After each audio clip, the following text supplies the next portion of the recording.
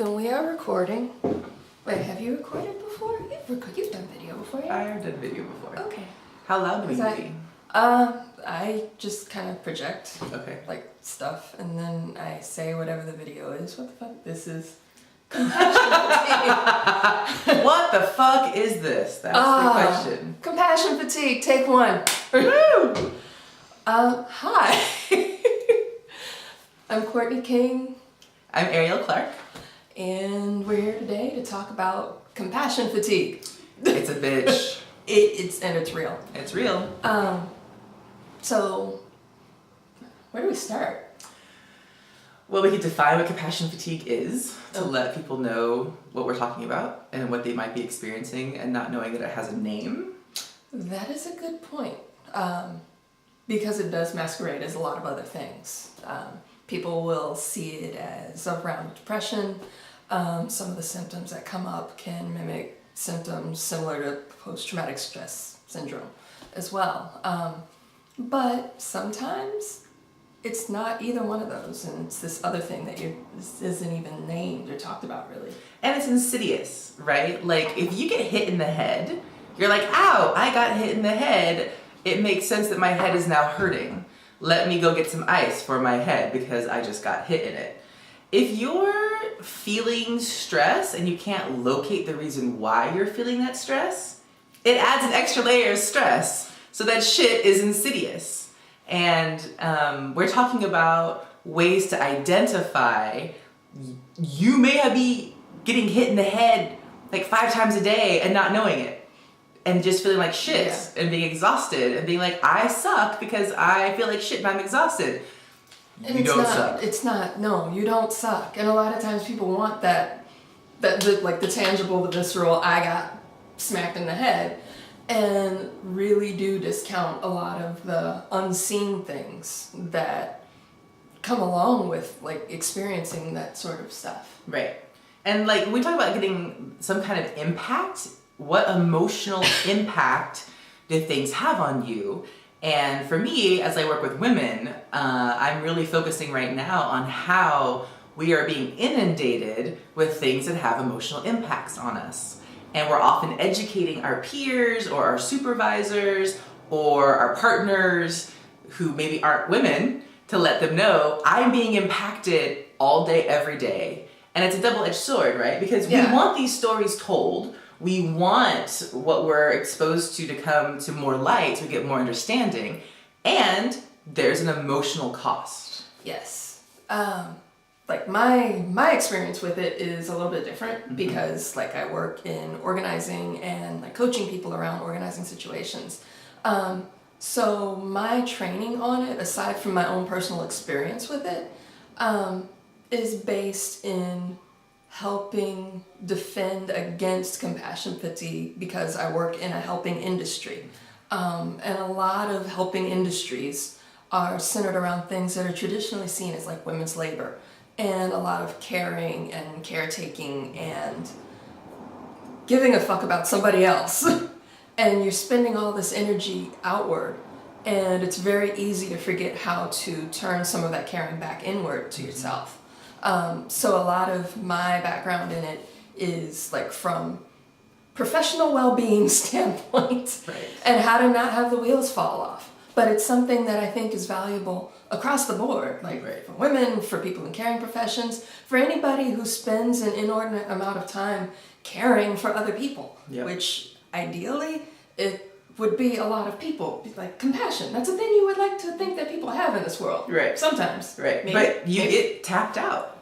Compassion fatigue exists when you want so badly to care for all the things that matter to you. You want to care about ending white supremacy. You want to care about your client's well-being. You want to care about like empathizing with other people who you may not have a shared experience with. Like, we want to be available and caring because it fucking matters, and we should. However, we can't if we're tapped out and exhausted and giving all the fucks to everybody else and not keeping any for ourselves. Yeah, you gotta take care of yourself. Yeah, it's true. It's true. If you get paid to care about people, if that's how you make your money, some of that pay should go towards you having some times where you're not giving a fuck about anybody. Like, they should be paying you for the moments where you don't have to give a fuck. That should be built into your fee structure. It took a while to learn that. It really did. And I have experienced burnout a couple of times. And can feel it. It is like this ebb and flow of like, I have the energy to give a fuck today. Right. Yeah, and then other times where it's like, I'm gonna hide under a rock today because I'm burnt. Yep. I'm burnt. I can't even describe it. Like, you know the feeling. I do. Like, when you go into someone else's home to help them with things they haven't been able to figure out themselves, you dive deep into their psyche. You dive deep into their family history. You are up to here in other people's shit. Sometimes literally.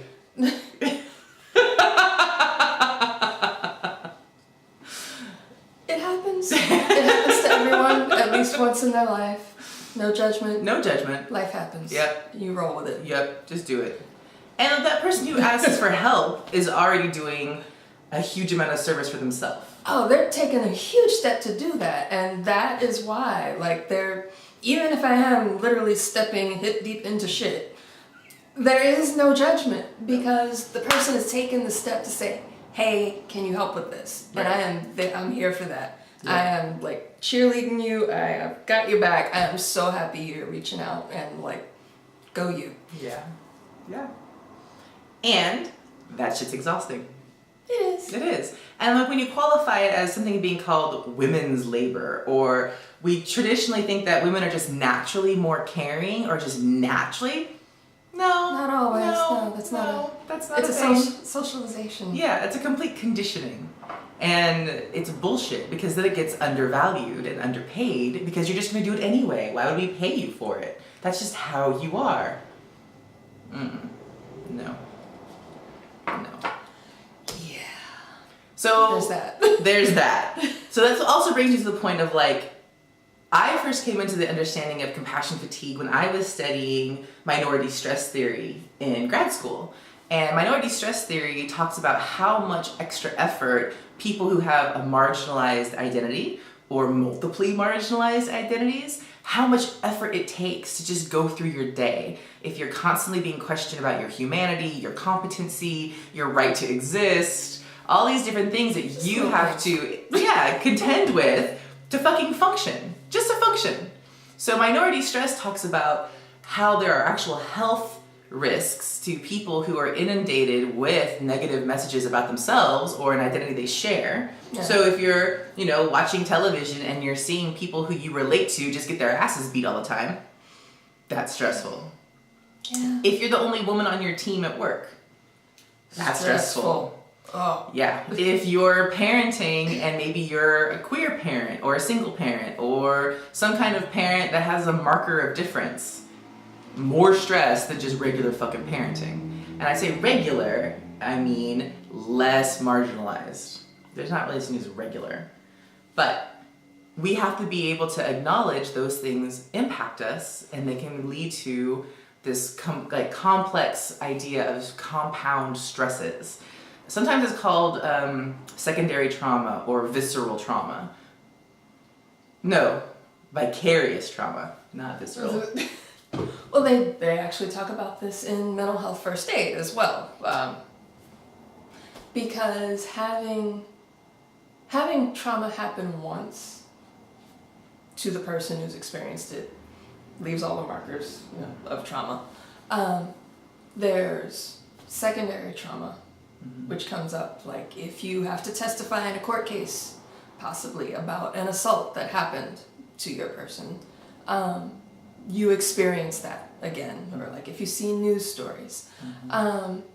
If you are helping someone, you will start to take that in. Like if you are their therapist or their best friend and you're listening and kind of soaking in it with them, it bleeds over. This is where it gets kind of into the woo, in my opinion. It does. We're porous motherfuckers. Like, we just take shit in. That's just what we do. But it happens. Like, you're soaking in it. It's the old Palmolive commercial. Like, it's all around trauma. You're soaking in it. Yes. Yes. Yes. like it's there and you can't even, like, it's the water around you, around the fish, and the fish is like, what water? Right. Ow, ow, ow, ow. Yeah. Everything hurts. What water? Everything hurts. What water? Yeah. So, yeah, I mean, compassion fatigue is a bitch and it grinds you down. And also it can feel like a betrayal of your values. If you identify as somebody who is compassionate, and you identify as someone who is empathetic, and you identify as someone who's committing yourself to helping the situation, not just letting it be fucked up. To having all of your empathy just bleed away is another kind of trauma, especially if you aren't aware that this is happening to you. Right. Oh, yeah. Yeah, it's super fucked up. It's just like it's like the 7-layer bean dip of fucked upness. That's what compassion fatigue is. It's just layers and layers of just fucked up.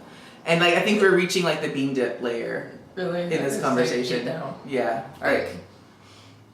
Well, then what do we talk about now? How to deal. Like how to deal with compassion fatigue. Because we know it's real. Yeah. It's gonna happen. Yeah, oh definitely. You're gonna feel like shit because it's happening. Of course. And then what do? Well, noticing. Noticing. Taking the time to kind of check in with yourself. Like I talk about cultivating a sense of curiosity about yourself and your feelings and your reactions. It's a good way to keep tabs on yourself at any given moment.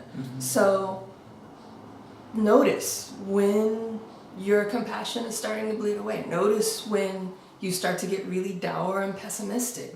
Notice that.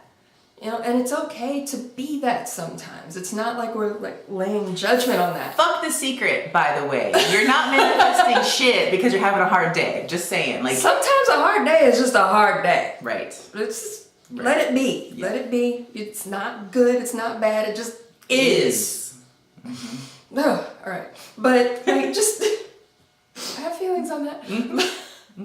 But like, notice it. Just the act of noticing puts you ahead of the game because you're not going like, what? You're connecting with yourself and going, okay, I'm feeling this. And if you are already in the practice of noticing these things and being in touch with how you react and what your needs are in any particular situation, even if you can't lay hands on the I'm feeling compassion fatigue yet, you can at least start to do the things that would help, like self-care. What are your operating instructions when the wheels start to fall off?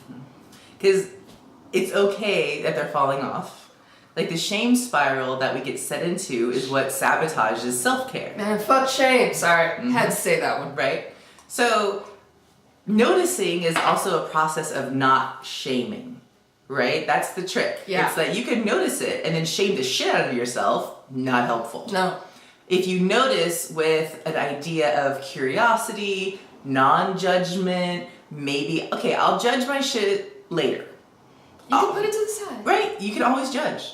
There's plenty of time. But in the moment when you're wanting to have a reprieve from this really intense fatigue or this really intense like disassociation that you're having and you're not quite sure why, being aware is the number one like step. Being aware without judgment is how you prevent the shame spiral.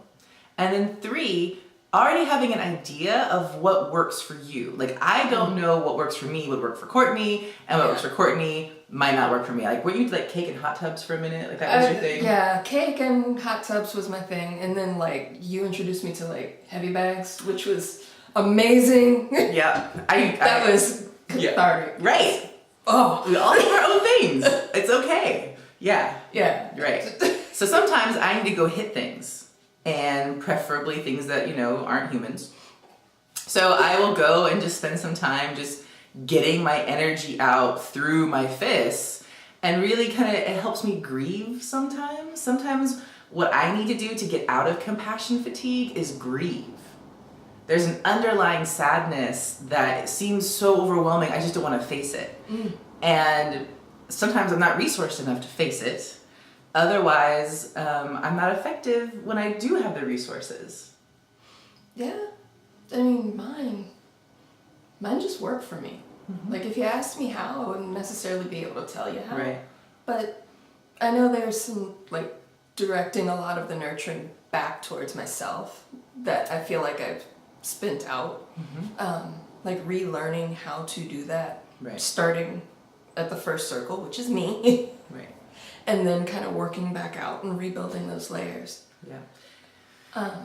Yeah. And you deserve it. That's the first like actual moment when I recognized that I could give and give and give to other people.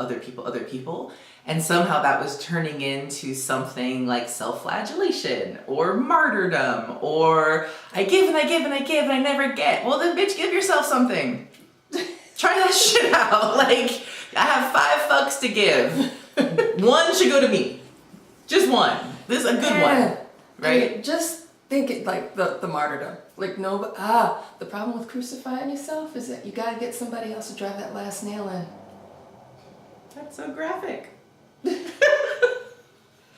But it's true. Like in that whole self-crucifixion, like you have to put the finishing it on someone else. Yep.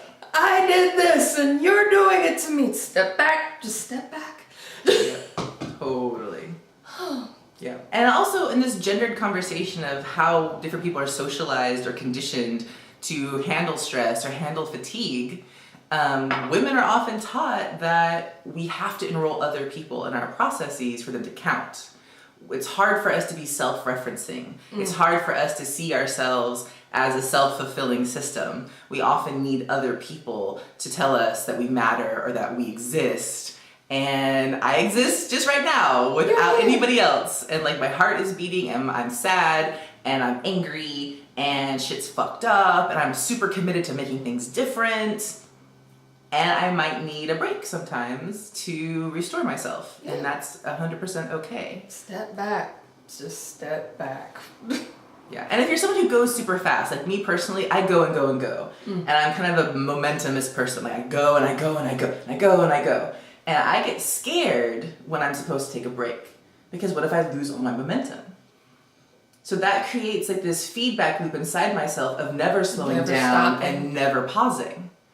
And not a good path. Not a good path. Just saying, no. You will burn. You will burn. You will burn. It's true. And women burnout is really high.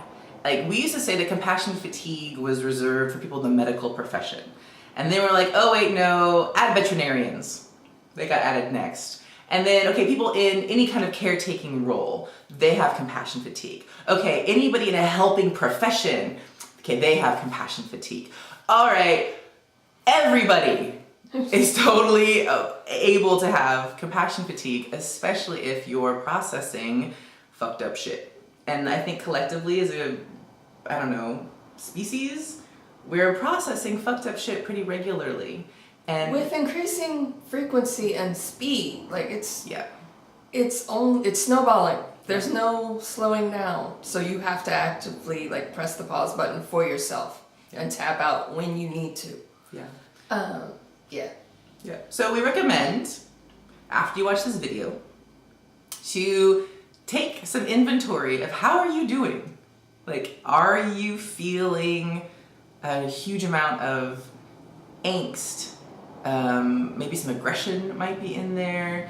The kinds of stressful, like little things you do with your hands, are you clenched up all the time? Are you floating 10 feet above yourself? Like, just kind of check in with where you're at, and that will let you know what to do next. Yeah. It's a good place to start for developing your own self-care practice if you don't have one. Yeah. You really should. You really should. But noticing what your reactions are to stressful things will help you to start to develop what practices work best for you as an individual. Mm-hmm. They may change over time. Totally. They may change over time. Like when we were doing the heavy bag thing, I had a lot of rage that I was surprised came out in a controlled manner. I was not surprised. Oh, wow. I like that. She did. It's true. It was so cute. At first, she was like, ah. And then, I don't know, a couple weeks, it just, ah. I'm like, okay, we'll go work some things out. Everybody has to work something out eventually. That happens. It's totally appropriate. But moving on from like the self-care part, because the self-care part is like what's being commodified. Yeah. I want to put some parentheses in around Yeah. because you hear self-care and think bath bombs and champagne and pedicures and spa trips and stuff like that. Yeah. And those are all very lovely things that are fun if you to have enjoy. a Groupon, Yeah. I'm just saying. But self-care sometimes is like taking an hour and making sure that you've scheduled bill payments for the month. Sometimes self-care is like the nasty, brutal shit that you don't want to deal with, but have to deal with in order to keep a roof over your head and the lights on. So I do want to also say something specifically pushing back against the concept of self-care as this sort of excuse or like reason for Spending money. Yeah, consumer indulgences when it's like this other thing, and it's easy to gloss over it when it's been turned into a consumer indulgence. Right. And no, it's not. Like it's more essential than that. Yes. Just close parentheses. But like moving on from that was boundaries. Did you want to do boundaries of the community or? Well, I mean, so the first boundary you set is actually through self-care, right? Well, yeah. That's the first boundary. I'm going to set this boundary so that I spend time doing this thing that is for me. And that can be all kinds of different things, but it's a boundary. It's a boundary in your schedule. It's a boundary in saying no to someone who's like, come over, let's go out, or come take care of me, or you make an appointment with someone for an hour and then it's pushing on an hour and a half and then it's pushing on 2 hours and you just don't know how to get out of there. Self-care would say, hey, we made this appointment, I scheduled an hour, I need to leave now, we can continue this conversation at a later date. That's boundaries. Yes. And having boundaries is really important in navigating compound stress. Yes. They are, I'm going to talk about it from like the way I was trained for work. That boundaries are something that kind of help you abide by or help you maintain your own professional integrity. Yes. It's a beautiful thing, professional integrity. It is. It is. No, it is. But motherfucker. having those boundaries protect you as a professional working with someone else. They protect you as an individual with your own emotional, spiritual, physical, mental needs. They help protect your client because they'll understand the best way to work with and interact with you. Like, oh, can't do that. Okay. And I usually frame it as a bunch of if-then statements. If X happens, then Y. If you cross this boundary, these are the results. I will cut the time short. I'll charge you some more fucking money. Ding. I will terminate our relationship. Like these are things you have to do in order to protect everybody. And not like a paternalistic protect, but just make sure that everybody's operating from a place of functionality, being able to function, integrity, like everything's above board, and clarity, like being able to articulate what your boundaries are and enforcing them with no about it. That it's really important to state your boundaries before time, so that way when you're in that moment and you might not be clear, you have something that you decided before the stimulating interaction, right? Have you ever oh my gosh, I'm head to head with someone, we're having competing needs, they want a thing, do I want to give that thing? I'm not sure.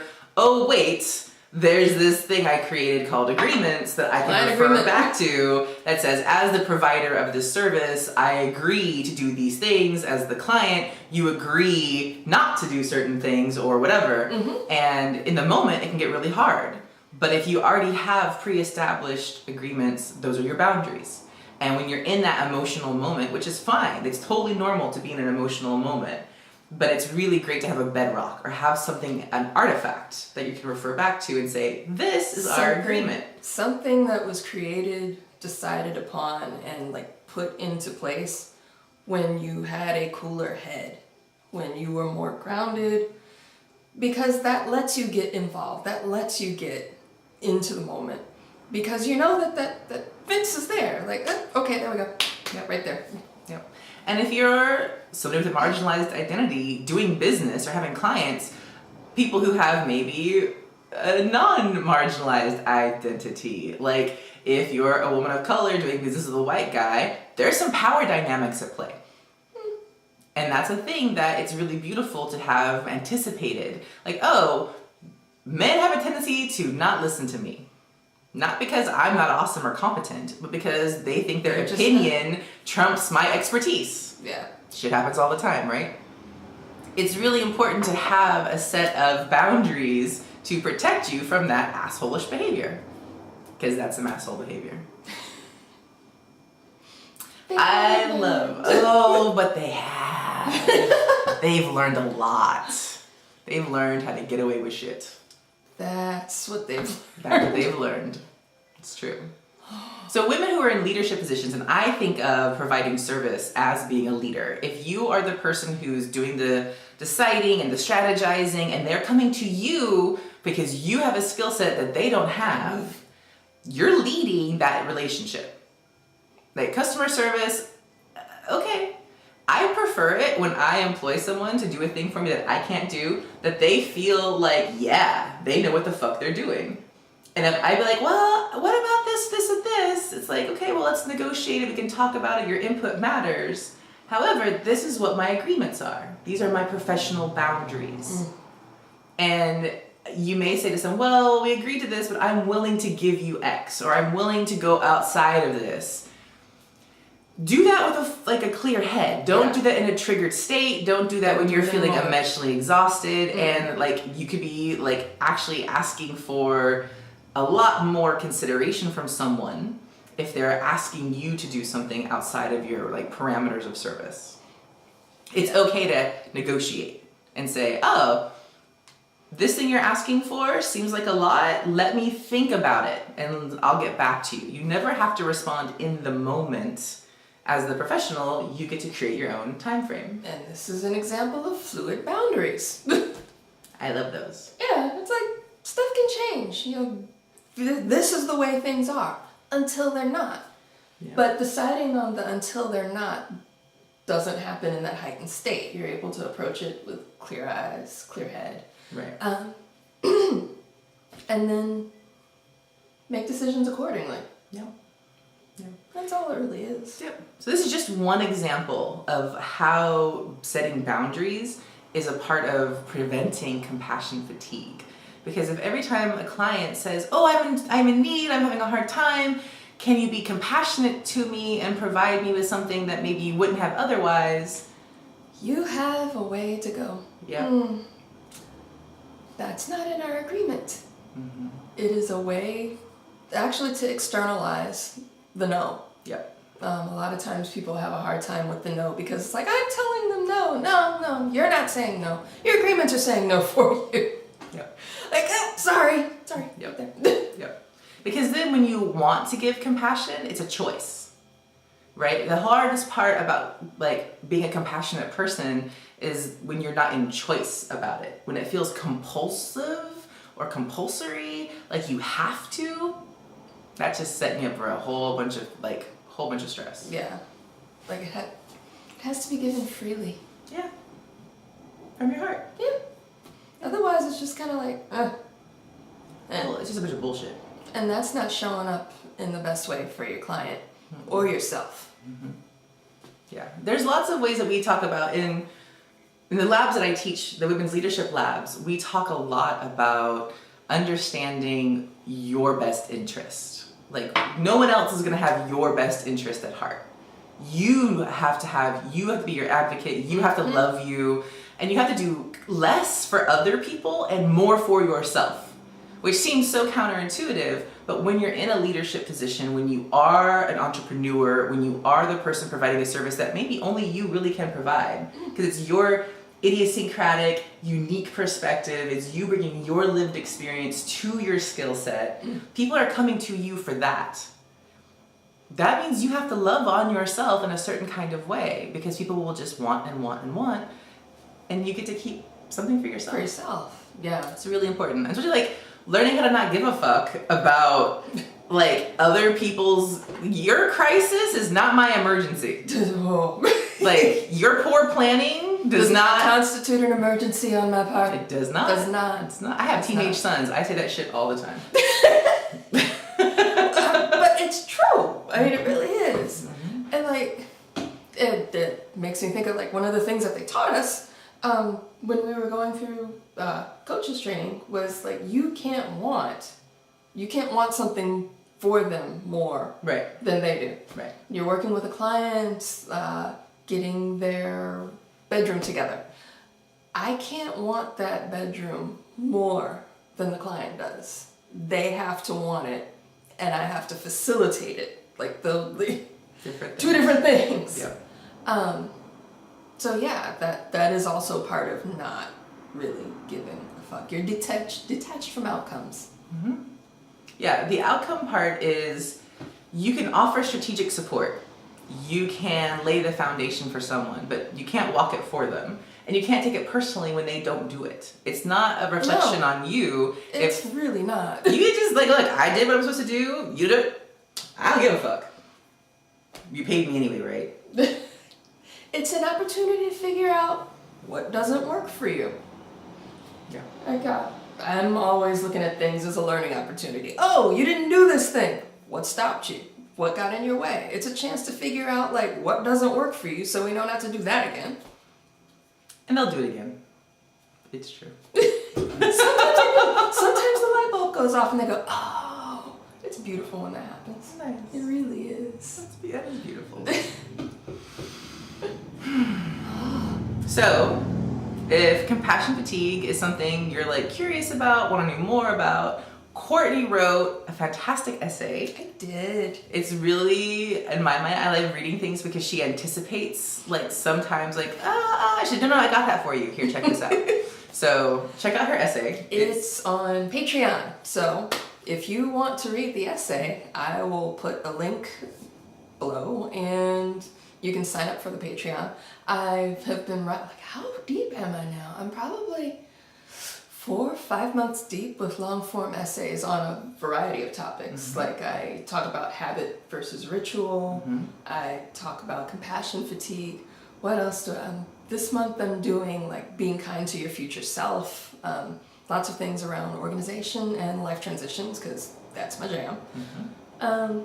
So yeah, sign up for Patreon and you will get all kinds of amazing stuff behind the scenes. And there's also, if you sign up at the $10 level, you get a video once a week where I ramble about different concepts.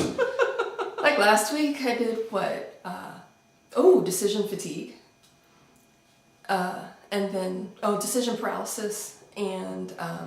Decision paralysis. That's some sneaky shit.